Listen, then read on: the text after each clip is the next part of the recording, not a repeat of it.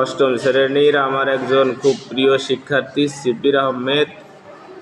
ওর জীবনের স্বপ্ন আছে ভবিষ্যতেও বিজ্ঞানী হবে। এই বিষয় নিয়েও এখনই অনেকটা চিন্তা করে এবং কাজ শুরু করেছে। আচ্ছা শিব্বির, তোমার বিজ্ঞানী হওয়ার ইচ্ছা হলো কেন? আমার বিজ্ঞানী হওয়ার ইচ্ছা হচ্ছে আসলে ছোটবেলা থেকেই অনেক ইচ্ছা আমি বিজ্ঞানী হব বড় হয়ে।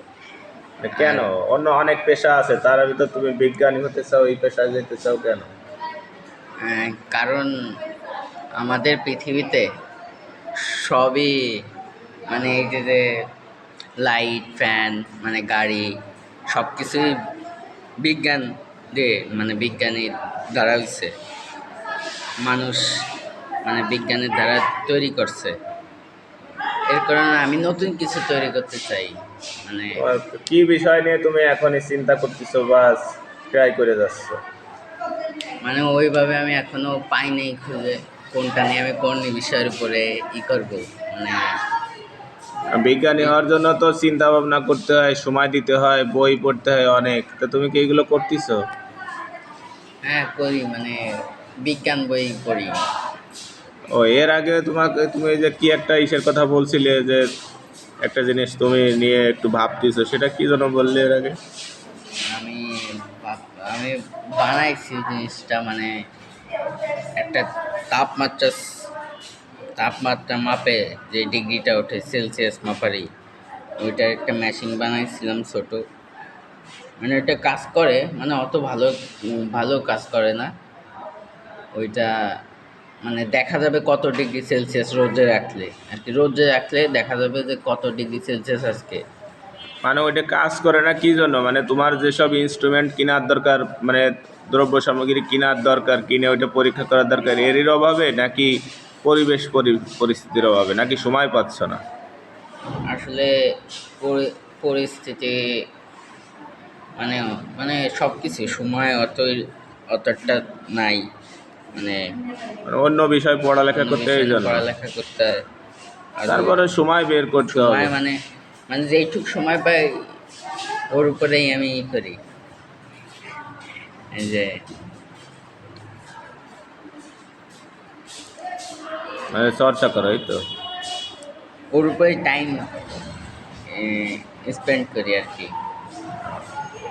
আসলে প্রত্যেকের আমাদের ওই যে উন্নত বিশ্বে আছে যে শিক্ষার্থীরা মানে অল্প বয়সে তারা যে পেশায় যেতে চায়, আমাদের দেশে তো আসলে ওই রকম হয় না যে তাদের চয়েস অনুযায়ী পেশা দেওয়া হয়। তারপরে তুমি একটা জিনিস চিন্তা করছো, তো তুমি এমনি অন্য লেখাপড়া তো ঠিক মতো করতেছো নাকি?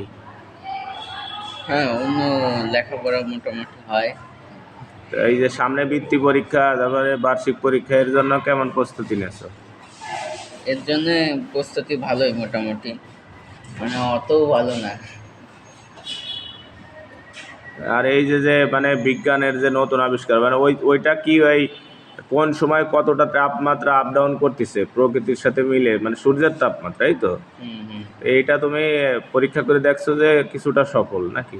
হুম মানে কিছুটা সফল, মানে ওইটা আর কি